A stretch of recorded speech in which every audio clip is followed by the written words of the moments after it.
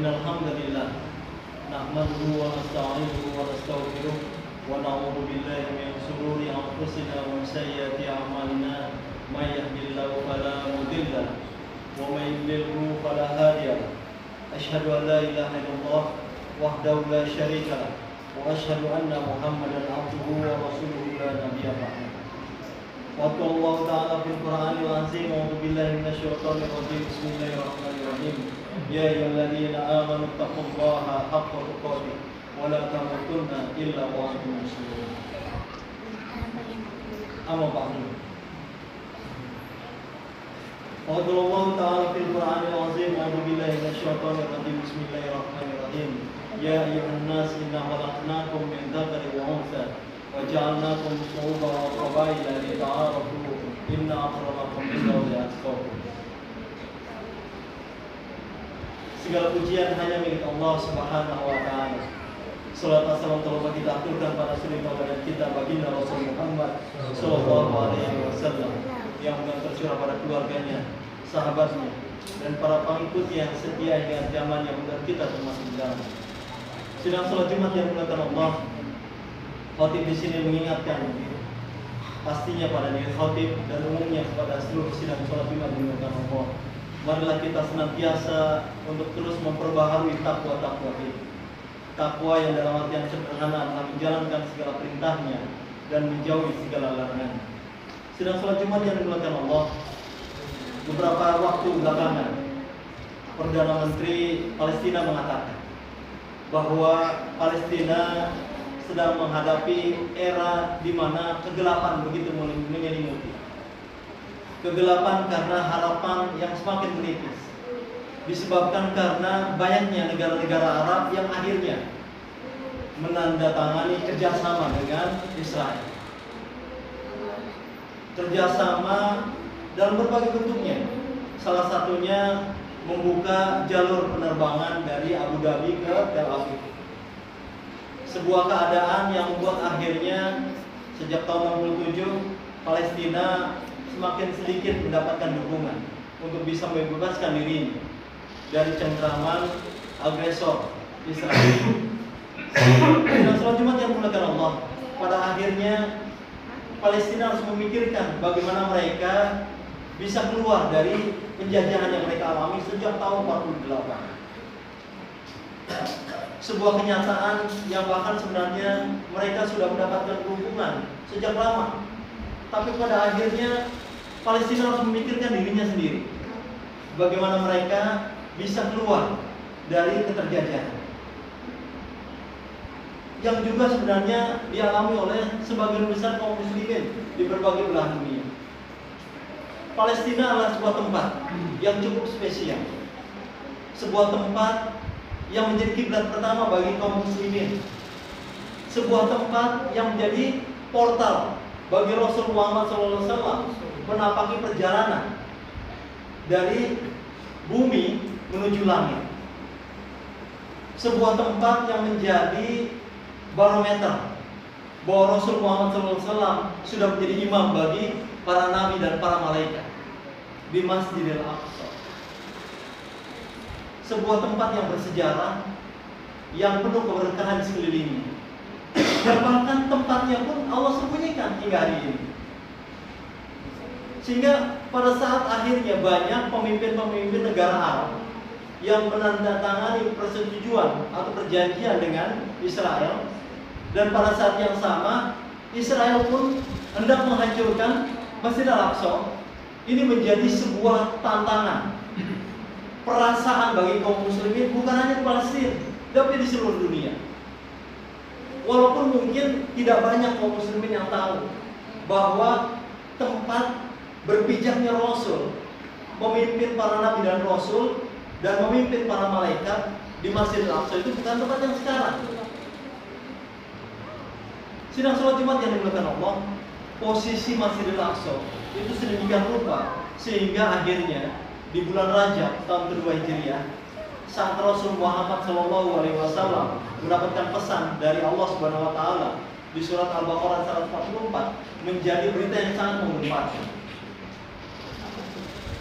Yang ayat 143-nya bunyinya menjadi alasan kita menamakan yayasan kita Yayasan Ummatan Wasata. Wa kadzalika ja'alnakum ummatan wasata litakunu syuhada'a 'alan nas wa yakuna rasulullah syahidan bainakum. Dan Allah telah menjadikan bagi kalian umat pertengahan. Bagi kita menjadi umat pertengahan itu bisa kita dekati saat kita berada pada posisi menjadi saksi bagi umat yang ada di sekitar kita, menjadi saksi bagi umat manusia, dan menjadikan Rasul saksi bagi kita. Di masa Rasul, tema itu berhubungan dengan perubahan kiblat. Masjid Qiblatain itu adalah masjid yang akhirnya menjadi sejarah tersendiri bagi jamaah haji pada saat mereka selesai melaksanakan jamaah haji. Sebuah tempat yang Rasul saat itu memang jadi perdebatan. Apakah Rasul sholat zuhur atau sholat asyar? Tapi pada saat itu Rasul Muhammad SAW itu memutar haluan kiblatnya 180 derajat. Karena Masjidil Aqsa ada di utara, kemudian Mekah ada di selatan, sementara Madinah ada di antaranya. Pada saat itu Rasul balik arah 180 derajat. Yang tadinya menghadap Masjidil Aqsa, ayat itu berarti turun pada saat Rasul sholat. Dan seketika tahu pula Rasul langsung merubah arah kiblatnya dan menyebabkan jemaahnya pun berubah posisi. Dan itu menjadi modal bagi kaum muslimin untuk apa? Menjadi umat wasat, umat pertengahan. Umat pertengahan adalah umat yang dia menjadi saksi bagi umat manusia, dan Rasul menjadi saksi bagi dirinya. Dan itu bukan perkara mudah, karena warga Madinah pada saat itu mayoritas bukan kaum muslimin. Kalau dihitung-hitung paling kaum muslimin cuma 500 kurang. Bahkan kalau mau lebih definitif lagi, Muhajirin 80-an, Ansor 212, sekitar 313 orang. Dibanding 5.000 orangan lebih kurang penduduk Madinah. Minoritas bahkan, sehingga tekanannya akan luar biasa. Tapi dengan modal itu, kaum muslimin pada saat itu menjadi umat pertengahan, umat yang menjadi contoh, yang menjadi saksi, yang menjadi bukti, model, role bagi umat yang ada di sekitarnya. Dan mereka, kaum muslimin, Rasul yang menjadi saksi atas mereka. Kadang-kadang pada saat kita ingin memahami bagaimana menjadi umat pertengahan atau umat wasat, itu parameternya nggak usah jauh-jauh amat. Cukup saum, bagaimana kita mendapatkan tugas dari Allah SWT untuk membangun sebuah saum ukuran 5x4 meter. Komparasinya dengan saudara kita di MYT, sejauh mana kita bisa bersungguh-sungguh dalam membuat saum. Memang mungkin pesannya dari saudara kita, Pak Irwan, Ustaz Reza. Tapi pada saat kita berusaha memahami hakikat dari pesan itu sejatinya dari Allah Subhanahu wa Ta'ala. Sejauh mana kita bersungguh-sungguh untuk melaksanakan pesan itu, sejauh itu pula kita memantaskan diri kita menjadi syahidan bagi manusia di sekitar kita. Untuk akhirnya nanti Rasul Muhammad SAW yang menjadi saksi bagi kita. Tanah yang ada di hadapan kita, yang kita gunakan dengan sebaik-baiknya. Yang kalau kata orang tua kita, kalau luas tanahnya 2.500 meter persegi, ya sekitar 2,5 ton. Tapi kalau ternyata Allah berkehendak 1 ton lebih sedikit, 55 kilo atau 1 ton 45 kilo, ya itu lebih dari bagus. Karena panen sebelumnya hanya 300 kg. Berarti ada kenaikan 3 kali lipat.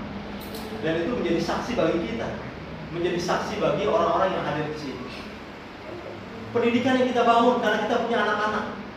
Kita nggak mungkin membiarkan anak-anak kita yang sedemikian banyaknya tersibuk oleh satu sistem yang jelek buruknya pun, baik buruknya pun mau nggak mau harus kita hadapi pada saat kita mungkin tidak buat sistem pendidikan kita. Kalau pada akhirnya sekarang kita membuat 3 model sistem pendidikan, baik itu PKBM, Pusat Kegiatan Belajar Mandiri, Kegiatan Belajar Masyarakat, Madrasah dan PAUD, itu bukan tiba-tiba langsung jreng menjadi 3 satuan pendidikan. Ada proses dari tahun 2007 yang perlu dibangun. Dari mulai bimbingan belajar, terus menyiapkan sumber daya manusianya, baru menyiapkan sistemnya, baru akhirnya kita bikin PKBM yang beda dengan PKBM yang lain.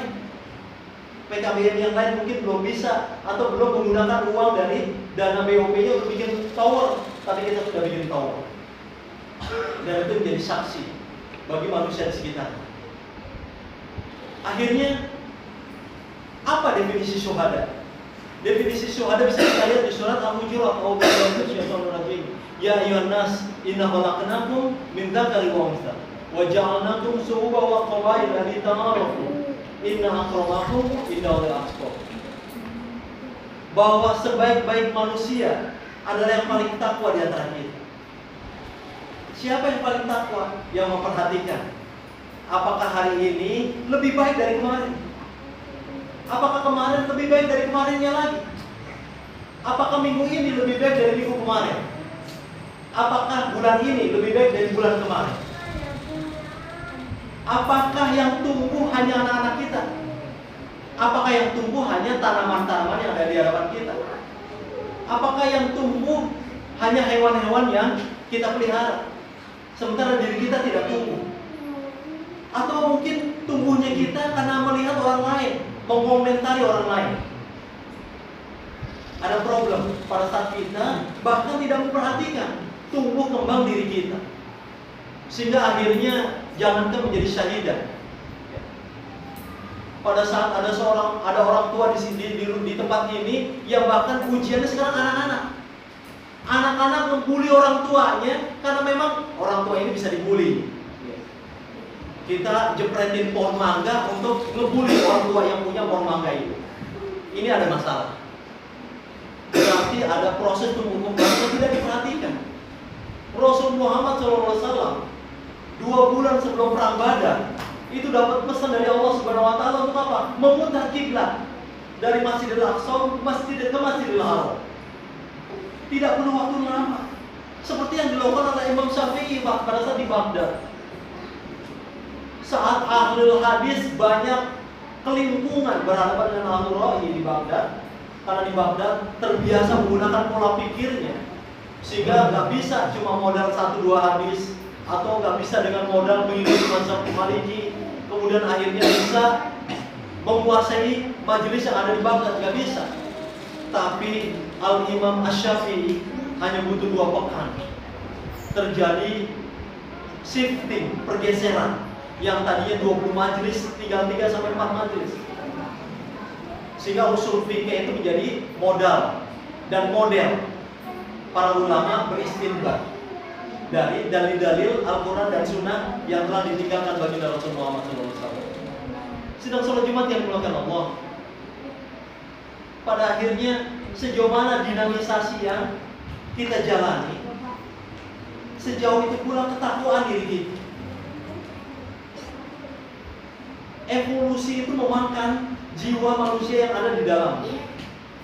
Untuk akhirnya apa? Untuk akhirnya mencintai status quo, mencintai kemapanan, mencintai kerutinitasan.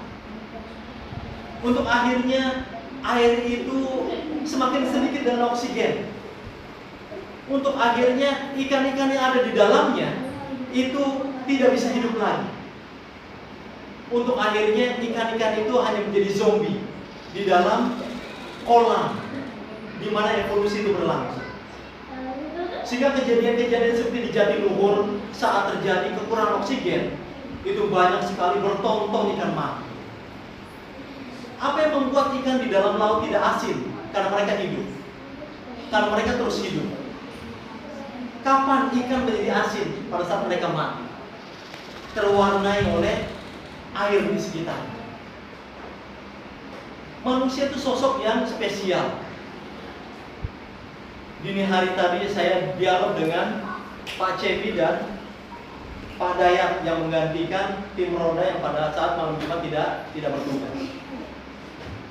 Ukuran alam semesta itu 13,8 miliar tahun cahaya. Semua isinya energi. Hanya di bumi yang berisi zat materi yang namanya manusia, yang diberi kuasa oleh Allah untuk berkiprah, memakmurkan bumi yang kecil sekali di hadapan berbagai penghuni alam semesta. Tapi manusia bisa terjangkiti virus evolusi, kemapanan. Seperti yang kita lihat dari saudara-saudara kita yang akhirnya tanpa sadar jadi budak dari pekerjaan-pekerjaannya di luar sana. Menjadi karyawan, itu tidak sadar menjadi perbudakan modern sekarang. Rasul itu nggak sampai 2 tahun pindah Rabiul Awal, Rajab tahun 2 Hijriah, itu sudah dapat perintah dari Allah untuk memindahkan kiblat yang sekarang menjadi kiblat kita, yaitu Mekah Al-Mukarramah. Sidang sholat Jumat yang dilakukan Allah, akhirnya dinamisasi itu ada di dalam diri kita. Dinamisasi itu bukan dalam bentuk pendapatan yang terus bertambah. Dinamisasi itu bukan dalam bentuk anak yang terus bertambah. Dinamisasi itu bukan dalam bentuk uban yang terus bertambah. Dinamisasi itu bukan dalam bentuk kerutan di mata yang terus bertambah. Tapi dinamisasi itu adalah saat kita akhirnya bisa mengukur sejauh mana kedekatan kita dengan yang tidak terikat, yaitu Allah Subhanahu wa Ta'ala. Dimulai dari yang sederhana, dimulai dari sejauh mana keterikatan kita dengan apa-apa yang bersentuhan dengan diri kita. Tugas, rumah, tanaman, harta yang kita miliki, anak, istri, teman, organisasi, network yang terbangun, pengalaman yang terus bertambah, dan lain sebagainya. Dan Rasul dengan risalah din Islamnya mengajarkan kita tentang dinamisasi yang luar biasa, yang lama-lama akhirnya terkubur, untuk akhirnya kaum muslimin tertidur dan berharap hadirnya Imam Mahdi untuk memerdekakan mereka. Hadirnya sosok Mesias, hadirnya ramalan-ramalan, hadirnya waktu-waktu keramat, tanggal-tanggal keramat yang akan menyelamatkan mereka. Yang seperti Jim Collins bilang, bedanya orang optimis sama orang yang berkeyakinan itu apa? Orang optimis itu orang yang tanggal 1 Syawal 1429 Hijriah futuh, ternyata tidak futuh, patah hati. 1 Syawal 1430 Hijriah futuh, ternyata tidak futuh, dia patah hati. Akhirnya dia dipatah hatikan oleh dirinya sendiri. Atau pada saat kita mungkin bukan orang optimis, tapi orang yang hanya menghitung hari, kita dipatah hatikan oleh ajal yang datang yang tanpa kita sadari. Padahal Allah memberikan kita kemampuan untuk bisa membaca pertanda-pertanda. Padahal Allah memberikan kita kemampuan untuk bisa membaca pesan-pesan, dari mulai mata yang rabun, masa otot yang berkurang, suara yang tidak bisa kuat lagi energinya, langkah yang mungkin tidak bisa jauh lagi, nyetir mobil yang mudah ngantuk, dan lain sebagainya. Pesan-pesan dari jasad yang tak terkira jumlahnya, pesan-pesan dari pilihan jiwa yang juga tak terkira jumlahnya. Pesan yang begitu banyak, mulai ditinggalkan anak yang mulai menikah, mulai ditinggalkan anak yang mulai melawan, mulai ditinggalkan anak yang mulai bisa berargumentasi dengan logika yang lebih rumit, mulai ditinggalkan oleh buku-buku yang tidak mampu kita baca lagi karena kita sudah gampang kelelahan. Sudah sejauh mana kita bisa mengukur kedekatan kita dengan Allah Subhanahu wa Ta'ala, kedekatan kita dengan yang maha sempurna, kedekatan kita dengan yang tidak terbatas, kedekatan zat yang setiap hari kita sembah, yang rumahnya itu menjadi kiblat bagi diri kita. Barakallahu li wa lakum fil Qur'anil azim wa nafa'ani wa iyyakum bima fihi minal ayati wa dzikril hakim wa taqabbal minna wa minkum tilawatan innahu was-sami'ul 'alim.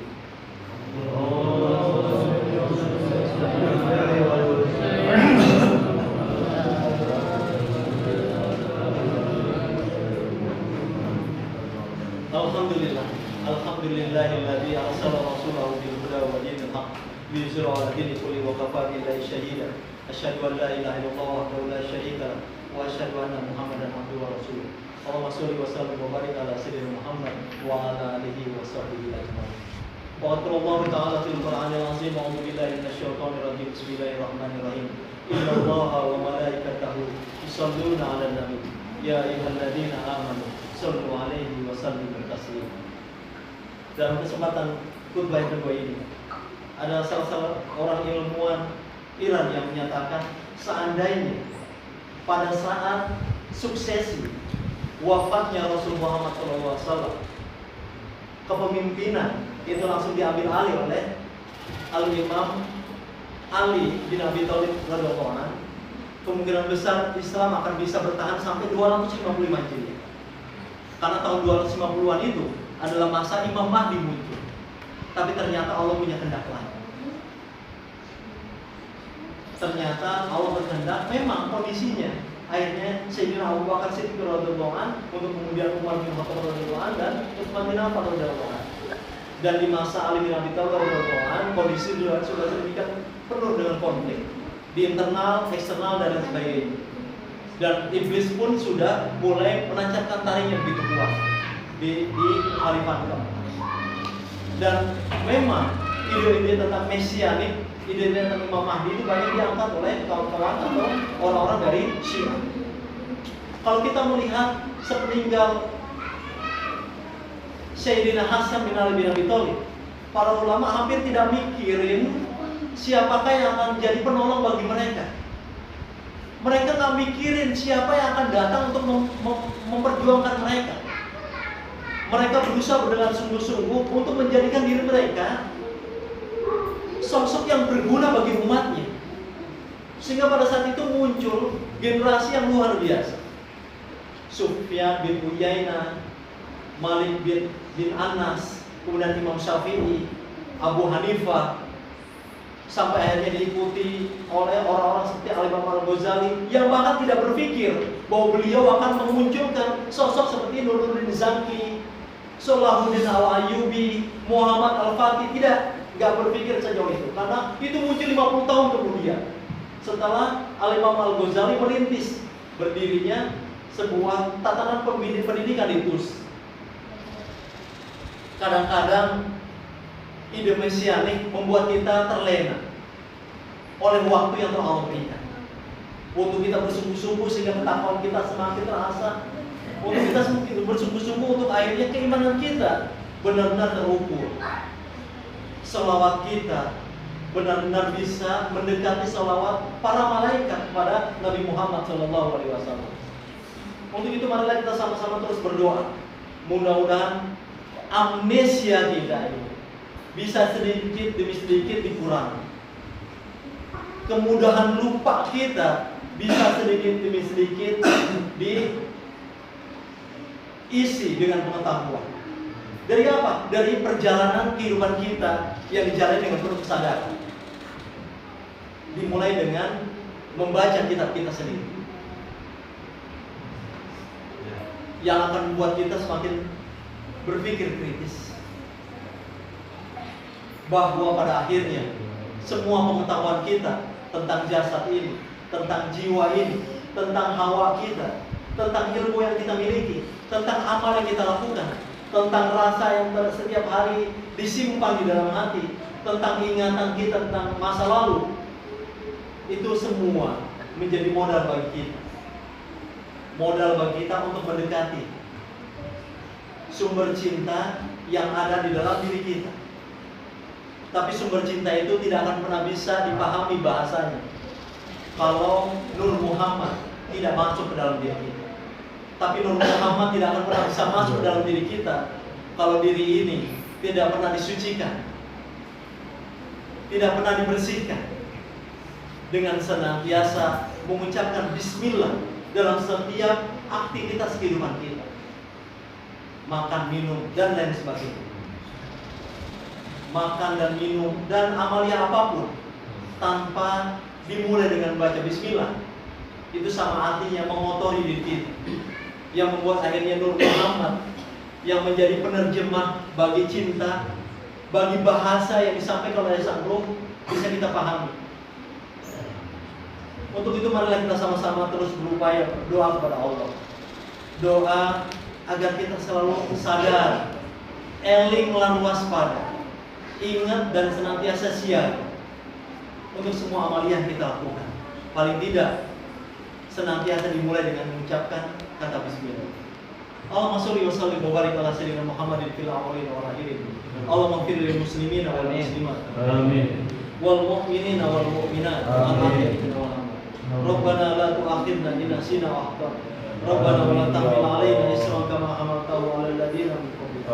Rabbana wa la tuhammilna ma la taqata lana bih wa'fu 'anna waghfir lana warhamna anta maulana fansurna 'alal qawmil kafirin. Ibadallah, inna Allah ya'muru bil 'adli wal ihsan wa ita'i dzil qurba wa yanha 'anil fahsya'i wal munkar wal baghi ya'izukum la'allakum tadhakkarun wa la dzikrullahi akbar.